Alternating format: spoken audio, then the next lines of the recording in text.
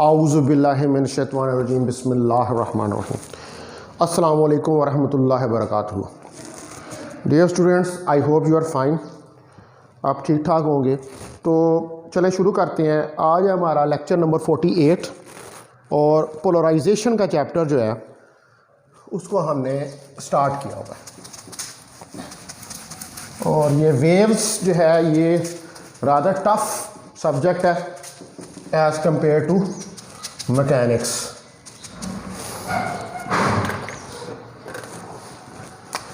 Lecture number 48 और date हमारे पास आज 4 है।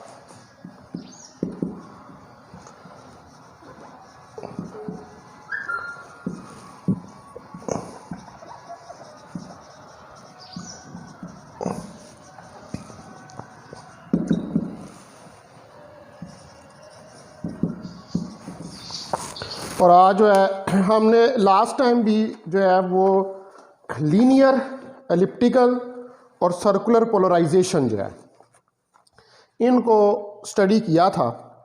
और आज ये जो स्टेट्स ऑफ पोलराइजेशंस हैं इनको हमने मज़ीद ज़्यादा जो है वो डिटेल के साथ स्टडी करना है। अच्छा, आप काइंडली जो है वो अपनी बुक्स जो हैं उनको भी ओपन कर लें, क्योंकि इसमें ज़रा ड्राइंग है और मेरी ड्राइंग इतनी अच्छी नहीं है। ठीक है, तो बहरहाल मैं फिगर्स ड्रा करूंगा, लेकिन साथ आप बुक भी खोल लें ताकि आपको पता चले कि असल शेप जो है फिगर की वो किस तरह की आ रही है। तो आज हमने जो है जो स्टेट्स ऑफ पोलराइजेशन है इनको ज़रा डिटेल से पढ़ना है। तो स्टेट्स ऑफ पोलराइजेशन जो है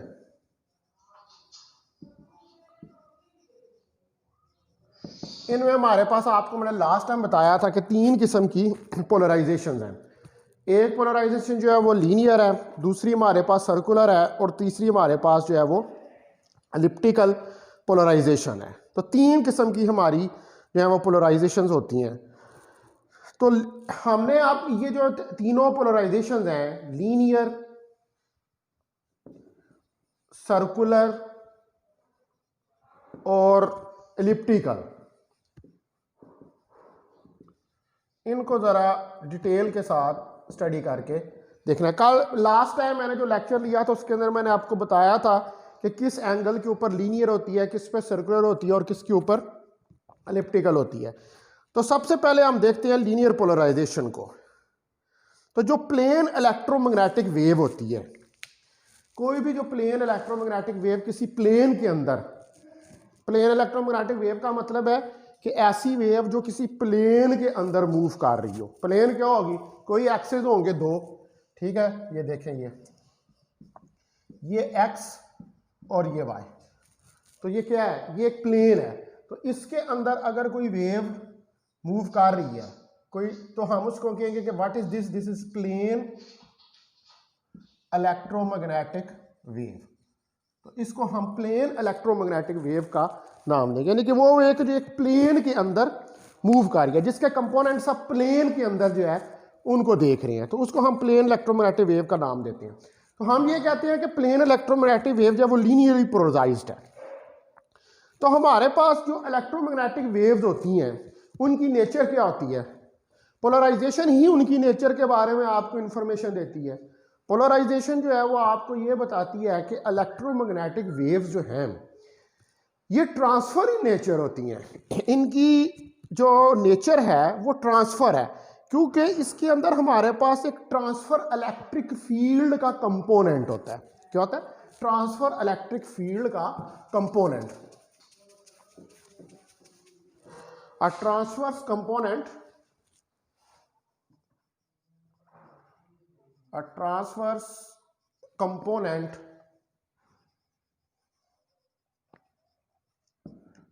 of electric field। एक ट्रांसफर कंपोनेंट जो है वो इलेक्ट्रिक फील्ड का हमारे पास इसके अंदर होता है, जिसके साथ हमारे पास जो है वो मैग्नेटिक फील्ड भी होता है। तो अगर आप देखें कि हमारे पास जो ट्रांसफर कंपोनेंट है इलेक्ट्रिक फील्ड का, अगर मैं इसको ड्रा करूं, ठीक है, यानी कि फिगर बनाओ, अगर आप अपनी बुक के अंदर फिगर देखें, फिगर 7A, 7B और 7C और 7D, ठीक है, तो इसमें आप देखें कि ये अगर एक्सेस हैं और ये हमारे पास एक प्लेन के अंदर वेव जो है वो मूव कर रही है इस तरह, ठीक है, ये वेव एक प्लेन में जा रही है। तो ये वाला कंपोनेंट जो है हमारे पास, ये क्या है, ये transfer component of electric field है, ठीक, ये आप देखें तो ये हमारे पास transfers component of electric field है, यानी कि ये वाला कंपोनेंट जो बन रहा है ये वाला, ये ट्रांसफर कंपोनेंट है इलेक्ट्रिक फील्ड का, ठीक है जी। अच्छा, आप इसके साथ जो है वो हमारे पास अगर आप देखें तो यानी कि ये ट्रांसफर कंपोनेंट जो ये वाला बन रहा है, अगर मैं इसको दो एक्सिस के अंदर ड्रा करूं, ठीक है, तो मेरे पास ये इस डायरेक्शन में ये हमारे पास ट्रांसफर कंपोनेंट है। अगर आप 7b फिगर को देखें, ये 7b फिगर है और ये हमारे पास 7a फिगर है, ठीक है। उसके बाद इसके साथ एक, मैंने आपको कहा कि इसके साथ एक कंपोनेंट मैग्नेटिक फील्ड का भी है, तो वो जो मैग्नेटिक फील्ड का कंपोनेंट है इसके साथ, वो इलेक्ट्रिक फील्ड के साथ ही होगा। देखें ये इसी तरह ही एक्सेस जा रहे हैं, ये हमारे पास जो है वो इलेक्ट्रिक फील्ड का कंपोनेंट आ रहा है, ठीक है, और इसके साथ ही हमारे पास जो है वो मैग्नेटिक फील्ड का कंपोनेंट भी है वो आएगा, ठीक है। यानी कि मैग्नेटिक फील्ड का कंपोनेंट जो है ये हमारे पास एक कंपोनेंट साथ में इसके मैग्नेटिक फील्ड का आ रहा है, यानी कि अगर ये इलेक्ट्रिक फील्ड का कंपोनेंट है तो ये वाला मैग्नेटिक फील्ड का हमारे पास कंपोनेंट है। आप ये देखें फिगर 7c जो है उसको बुक से आप देखें तो आपको पता लगेगा कि एक कंपोनेंट जो है वो इलेक्ट्रिक फील्ड का है और एक कंपोनेंट जो है वो मैग्नेटिक फील्ड का है। तो मैग्नेटिक फील्ड का भी, क्योंकि ये परपेंडिकुलर है, देखें ना, इस प्लेन के अंदर फिर आप इसको ड्रा करेंगे तो ये परपेंडिकुलर ही आएगा यूं, यानी कि एक ये कंपोनेंट इस तरफ direction of propagation of the wave, और ये तीसरा कंपोनेंट, यानी कि इसको हम एक्स है, ये वाई है और ये जेड है। तो ये जेड जो है ये क्या है, ये एक्स और वाई के परपेंडिकुलर है। तो आपको इसको बात का पता है कि इलेक्ट्रोमैग्नेटिक वेव्स के अंदर, हमें इस बात का पता है कि इलेक्ट्रोमैग्नेटिक वेव्स के अंदर जो इलेक्ट्रिक और मैग्नेटिक फील्ड के कंपोनेंट्स होते हैं, they are perpendicular, mutually perpendicular to each other and also to the direction of propagation of the wave. और जो direction of propagation of the wave होती है उसके भी परपेंडिकुलर होते हैं। तो आप सपोज करें कि एक लाइट जो है वो एक प्लेन वेव की फॉर्म में स्पेस के अंदर मूव कर रही है, तो हम कहते हैं जो प्लेन वेव है, प्लेन वेव का मतलब है कि अगर आपके पास वेव प्लेन के अंदर है, ठीक है, यानी कि अगर वेव प्लेन के अंदर मूव कर रही है, प्लेन के अंदर उसके कंपोनेंट्स हैं, तो हम कहेंगे कि वो लीनियरली पोलराइज्ड है, ठीक है। जो प्लेन वेव स्पेस के अंदर मूव कर रही है, जाहिर बात है वो किसी प्लेन के अंदर मूव कर रही है, तो हम जो लाइट होती है in the form of plane wave, the light in the form of plane wave, तो प्लेन वेव की फॉर्म में जो लाइट होती है is known as linearly polarised, यानी कि जो लाइट हमारे पास प्लेन में, या कोई भी वेव जो प्लेन में होगी वो लीनियरली पोलराइज्ड होगी। अगर आप देखें जो टिप है आपके पास इलेक्ट्रिक फील्ड वेक्टर की, तो ये टिप जो इलेक्ट्रिक फील्ड वेक्टर की है ये हमें ऐसे लगेगा that it is moving in a circle as it approaches you, ठीक है, यानी कि ये इस तरह ये यूं घूम रहा होगा इलेक्ट्रिक फील्ड, देखे ना, ये यूं जा रहा है अगर, तो ये साइनोसाइडल ग्राफ होता है। तो साइनोसाइडल ग्राफ किस चीज को डिस्क्रिप्ट करता है, हमने शुरू में पता है कि जो ये पीरियाडिक मोशन होती है ये क्या होती है, सर्कुलर, यानी कि ये यूं जाएगा यूं जाएगा यूं जाएगा, तो साथ साथ इसका ये रेडियस भी सर्कल के अंदर मूव करेगा।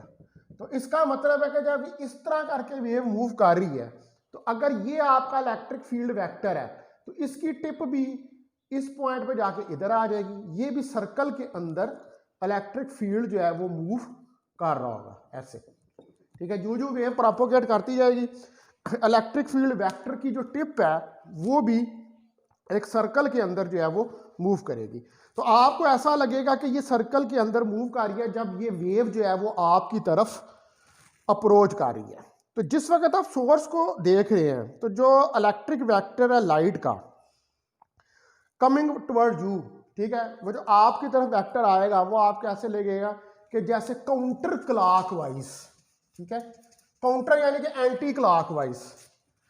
आप देखें ना कि अगर आपकी तरफ आ रहा है, अभी मैंने ये जो डायरेक्शन बनाई है इलेक्ट्रिक फील्ड की, सपोज करें कि ये हमारे पास सर्कल है, ठीक है, तो ये वेक्टर फील्ड का वेक्टर है, ठीक है, इलेक्ट्रिक फील्ड का, तो ये मूव कर रहा है यूं। ये अब कौन सी डायरेक्शन है?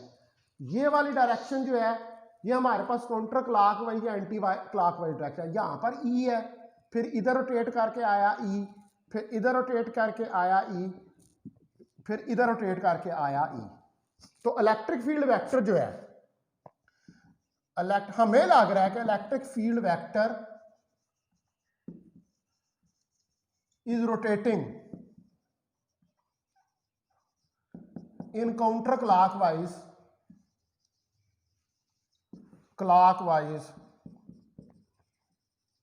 डायरेक्शन। ये काउंटर क्लॉकवाइज डायरेक्शन में रोटेट कर रहा है जब ये आपकी तरफ अप्रोच कर रहा है, यानी कि वेव जो है वो सोर्स से निकल के आपकी तरफ आ रही है। तो हम कहेंगे कि जो लाइट है अब इस केस के अंदर, ठीक है, जब ये सोर्स से निकलकर आपकी तरफ आ रही है और आपको यूं लग रहा है कि ये रोटेट कर रहा है इलेक्ट्रिक फील्ड का वेक्टर, तो हम कहेंगे कि लाइट जो है वो राइट सर्कुलरली पोलराइज्ड है, ठीक है। यानी कि अगर काउंटर क्लॉकवाइज डायरेक्शन में है तो हम कहेंगे कि ये क्या है, इट इज राइट। अगर क्लॉकवाइज हो तो फिर लेफ्ट होगी, it is right circularly polarised light. हम कहेंगे कि ये राइट सर्कुलरली पोलराइज्ड लाइट जो है ये हमारे पास आ रही है। और अगर हमारे पास ये क्लॉकवाइज होगी तो फिर क्या होगा, इफ क्लॉकवाइज, अगर ये क्लॉकवाइज होगी तो हम कहेंगे इट इज लेफ्ट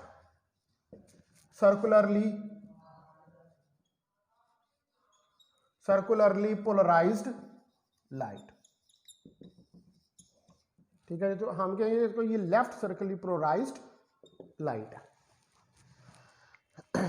ठीक है। तो इलेक्ट्रिक फील्ड वेक्टर जो है जब ये अपना एक वन कंप्लीट रेवोल्यूशन कंप्लीट करता है, देखते हैं ये अब यूं वेव जा रही है ना, इस तरह वेव ऐसे जा रही है, तो इसी दौरान इलेक्ट्रिक फील्ड वेक्टर जो है ये अपनी पूरी रोटेशन इस सर्कल के अंदर जो है वो कंप्लीट करता है और ये एडवांस करता है इसकी वेव लेंथ, यानी कि जब ये अपनी ये यूं घूमता घूमता ऐसे घूमता घूमता घूमता घूमता, ये आप मिसाल के तौर पर अगर आप इधर खड़े हैं इस जगह पर तो ये इस तरह घूमता हुआ आपकी तरफ आएगा ऐसे, ठीक है, यूं पूरा रोटेशन अपनी कंप्लीट करता हुआ ये इलेक्ट्रिक फील्ड का बेटा। क्योंकि देखिए हम यहाँ पर मैग्नेटिक फील्ड का कंपोनेंट जो है उसको कंसिडर नहीं कर रहे, हम सिर्फ जो है यहाँ पर इलेक्ट्रिक फील्ड का जो कंपोनेंट है हम सिर्फ उसको जो है कंसिडर, तो हम इलेक्ट्रिक फील्ड कंपोनेंट की रोटेशन जो है उसको देख रहे हैं। तो ये आपकी तरफ जो है वो मूव करेगा। तो इलेक्ट्रिक फील्ड वेक्टर जो रोटेट कर रहा है in the direction of your fingers या थंब, तो राइट हैंड पॉइंट करेगा in the direction of propagation of light, ठीक है। यानी कि आपका जो ये देखें ये उंगलियों को कर्ल करें आप, तो ये कौन सी डायरेक्शन बन रही है, ये हमारे पास जो है एंटी क्लॉकवाइज, और ये थंब, ठीक है, राइट हैंड रूल का है, तो ये थंब जो है ये थंब आपका पॉइंट कर रहा है किस डायरेक्शन में, direction of the propagation of the wave. यानी कि इलेक्ट्रिक फील्ड का कंपोनेंट देखें ये इससे बाहर आ रहा है, आउटवर्ड आ रहा है, ठीक है, और अगर इसकी डायरेक्शन अपोजिट हो तो ये इनवर्ड जाएगा। लेकिन दोनों सूरतों में जो इलेक्ट्रिक फील्ड का कंपोनेंट है चाहे वो बाहर की तरफ आपका थंब पॉइंट कर रहा हो राइट राउंड लगा के, यानी कि अगर आपके पास एंटी क्लॉकवाइज डायरेक्शन है, ये देखें एंटी क्लॉकवाइज है तो बाहर आ रहा है, तब भी ये परपेंडिकुलर है, electric field component direction of propagation के परपेंडिकुलर है। और अगर आप क्लॉकवाइज यानी कि इस तरफ से लगाएं तो तब ये अंदर की तरफ जा रहा है, इनटू द पेज जा रहा है, तो तब भी ये परपेंडिकुलर है। तो दोनों सूरतों में हमारा जो थंब है वो ये बता रहा है, थंब आपका राइट हैंड रूल का क्या है, वो direction of propagation of wave के बारे में आपको इंफॉर्मेशन दे रहा है, ठीक है। यानी कि डायरेक्शन क्या है, और डायरेक्शन हमें पता लग रही है कि जो प्रोपोगेशन ऑफ द वेव है इट इज परपेंडिकुलर, ठीक है, to the electric field, and electric field is also perpendicular to the direction of propagation of the wave. तो हम ये कह सकते हैं कि अगर हम राइट हैंड रूल लगाएं, ठीक है, तो जो थंब है आपका राइट हैंड का वो पॉइंट करता है according to right hand rule. The thumb point in the direction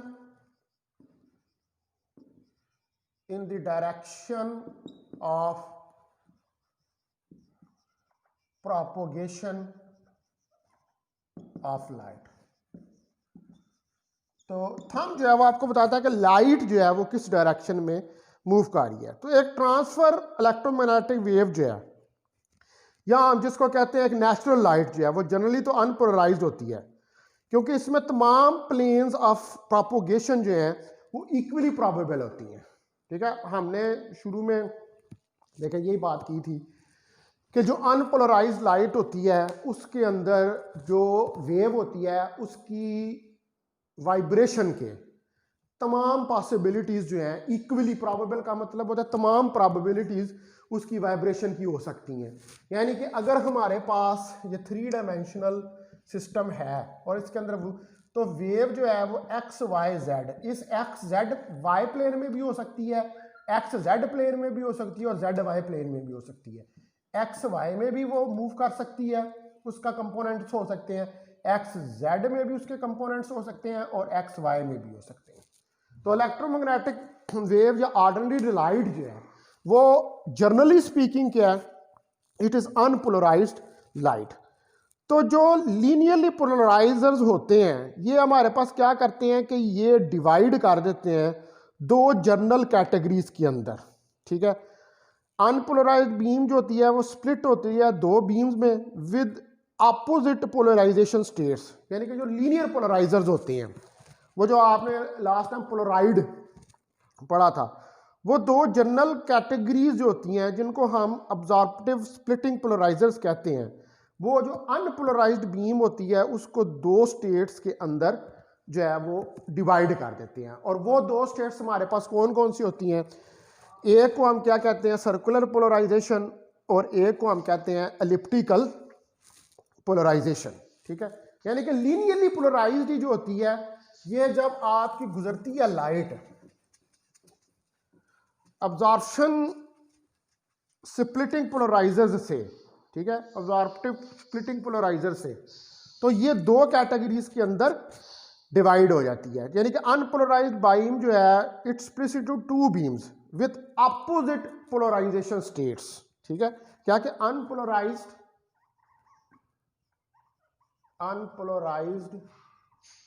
beam splits into 2 opposite polarization states।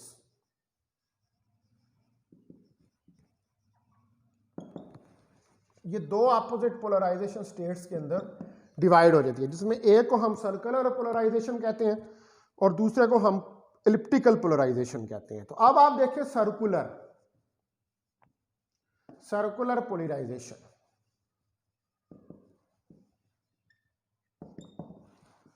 तो सर्कुलर पोलराइजेशन जो है इसके अंदर 2 परपेंडिकुलर इलेक्ट्रोमैग्नेटिक प्लेन वेव्स होती हैं इक्वल मैग्नीट्यूड की, और इनके दरमियान 90 डिग्री का फेज डिफरेंस होता है। क्या है हमारे पास 2 perpendicular electromagnetic plane waves with the phase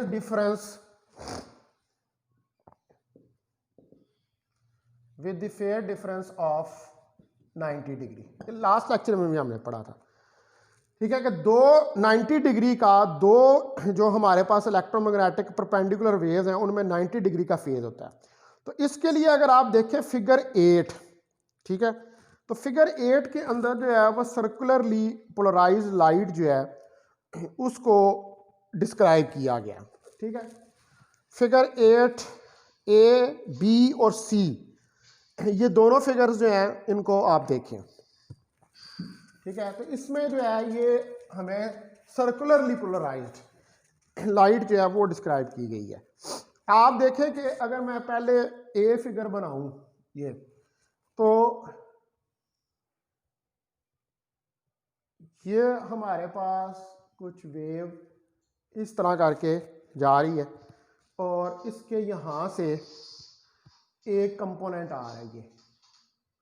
ठीक है, अब ये कंपोनेंट इस कंपोनेंट और इस कंपोनेंट में यहां से आप देखें तो ये 90 डिग्री का एंगल जो है वो बन रहा है इन दो वे। यानी कि अगर हम इसको डिस्क्राइब करें इन the form of a circle, तो ये सर्कल है हमारे पास, ठीक है, और ये दो रेज आपस में एक दूसरे को कट कर रही हैं। ये तो ये वाला और ये वाला रे जो है, या इसके अंदर कोई भी आप रे ले लें प्लेन के अंदर, तो वो दोनों के हैं वो एक दूसरे के परपेंडिकुलर होंगी। इसके अलावा अगर हम इसको सी फिगर आप देखें, तो सी फिगर के अंदर ये हमारे पास आई पोलराइजेशन की डायरेक्शन, फिर हमारे पास ये यूं गया, इसको दूसरे साइकिल में ले जाएं और इसके साथ ये मिला दिया। ठीक है, अब यहां पर भी देखें ये परपेंडिकुलर, ठीक है, यहां से ये भी परपेंडिकुलर, ये भी परपेंडिकुलर, ये भी परपेंडिकुलर, ठीक है, इस तरफ ये भी परपेंडिकुलर। ये सारी जो वेव्स हैं ये हमारे पास क्या है, ये परपेंडिकुलर डायरेक्शन में है। यानी कि सिंपल इसमें कहने का मतलब ये है कि जो सर्कुलर पोलराइजेशन होती है उसके अंदर एक इलेक्ट्रोमैग्नेटिक वेव और दूसरी इलेक्ट्रोमैग्नेटिक वेव, इनके अंदर ये 90 डिग्री का एंगल बन रहा होता है। ठीक है, इसको ये विजुअलाइज इस तरह आपको बोर्ड पे करना जो है इसको मुश्किल है। ठीक है, ये आप ना इसका यूट्यूब पे जाइएगा और इसका एनिमेशन देखिएगा। ठीक है, उधर लिखिएगा यूट्यूब के अंदर कि animation of linearly circularly and elliptically polarized light. ठीक है, लेकिन सिंपल बात यह है कि इनके दरमियान में जो हमारे पास सर्कुलरली पोलराइज्ड लाइट है उसमें एक और दो वेव्स के दरमियान 90 डिग्री का एंगल बन रहा होता है। यानी कि वो जब आपकी तरफ अप्रोच कर रही होती है तो ये दो बीम्स 90 डिग्री के एंगल के ऊपर एक सर्कल बनाती हुई आपकी तरफ अप्रोच जो है वो कर रही होती है।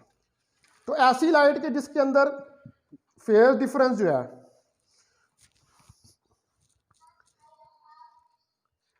जो फेज डिफरेंस है हमारे पास वो 90 डिग्री का हो, ठीक है, और इक्वल एम्पलीट्यूड, हमारे पास जो दोनों वेव्स हैं उनका एम्पलीट्यूड इक्वल हो, ये कंडीशन आपने इसके अंदर जो है वो याद रखनी है। ठीक है, 90 डिग्री का फेज हो, 90 degree phase and waves of equal amplitude, और वेव्स जो हैं वो इक्वल एम्पलीट्यूड की हो। ठीक है, तो फिर हमारे पास जो बनेगी वो एलिप्टिकल सर्कुलर पोलराइजेशन जो है वो होगी। ठीक है, अब तीसरे नंबर पे आए आप। तीसरे नंबर पे हमारे पास इलिप्टिकल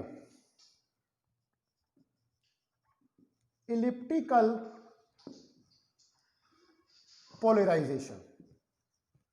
ये भी आप फिगर देखें इसकी इलिप्टिकल पोलराइजेशन की भी, फिगर 9 ए बी और सी। ठीक है, ये इलिप्टिकल पोलराइजेशन है, इसमें भी दो इलेक्ट्रोमैग्नेटिक वेव्स हैं। ठीक है, टू इलेक्ट्रोमैग्नेटिक वेव्स, दो इलेक्ट्रोमैग्नेटिक वेव हैं जो परपेंडिकुलर हैं, perpendicular to each other but not of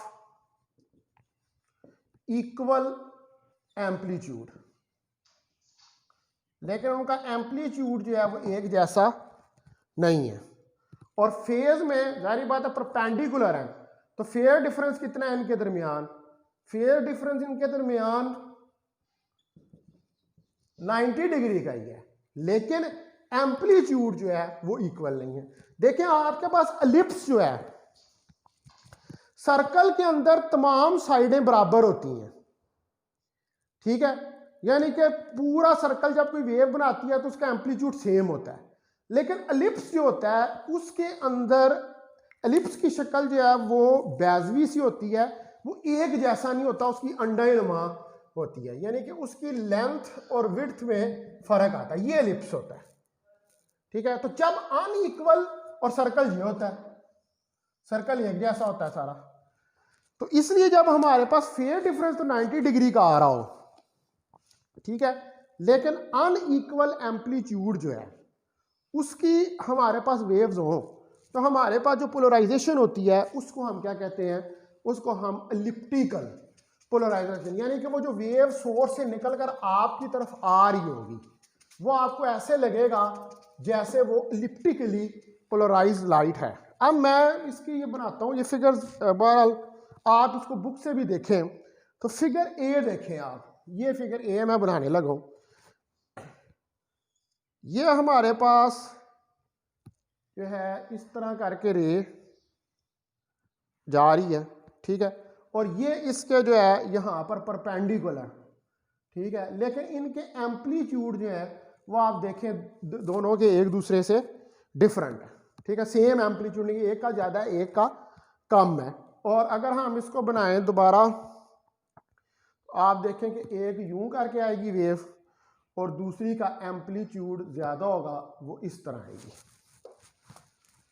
ठीक है, यानी कि डिफर करती हैं एम्पलीट्यूड के अंदर, इनका एम्पलीट्यूड जो है वो एक दूसरे से डिफरेंट होता है, ये कुछ ज़्यादा एम्पलीट्यूड की यूं करके वेव जो है वो आएगी।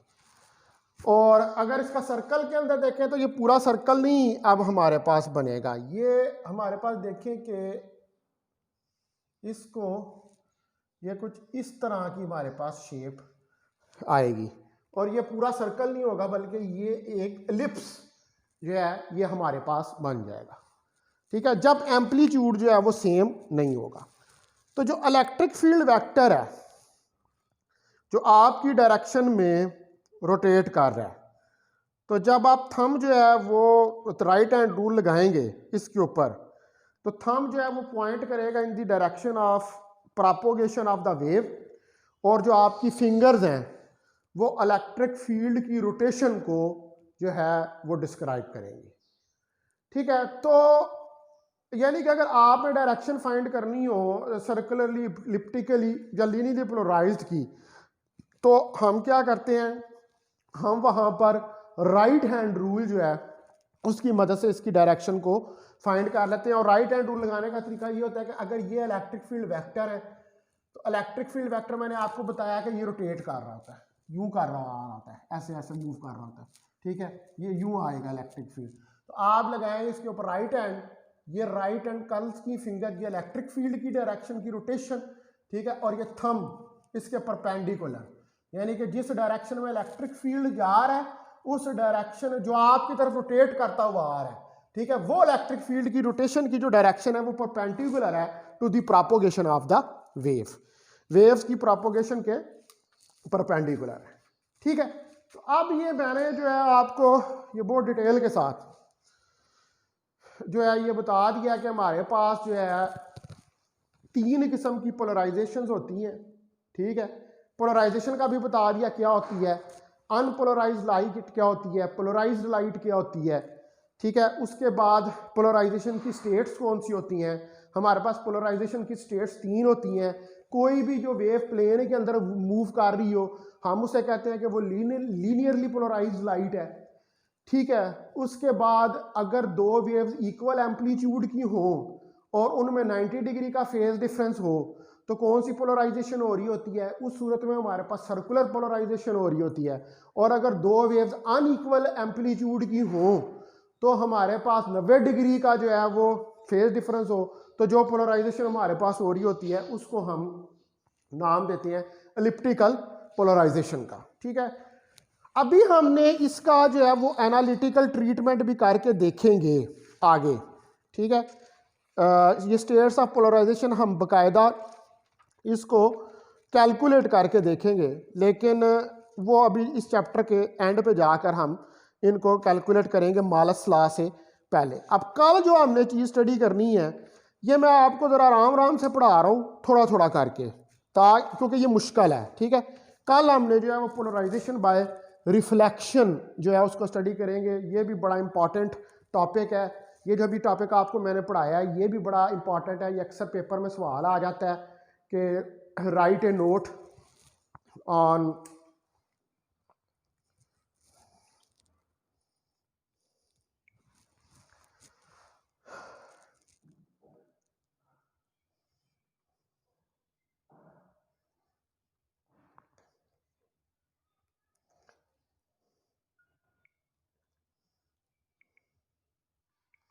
ये आप लोग लगता है मुझे ये पहले ही मेरे पे मीटिंग के अंदर आ जाते हैं, ठीक है। ये अभी आधा घंटा हुआ है मुश्किल और मीटिंग जो है वो एंड हो गई है, ठीक है। ये पहले ना ऑनलाइन हुआ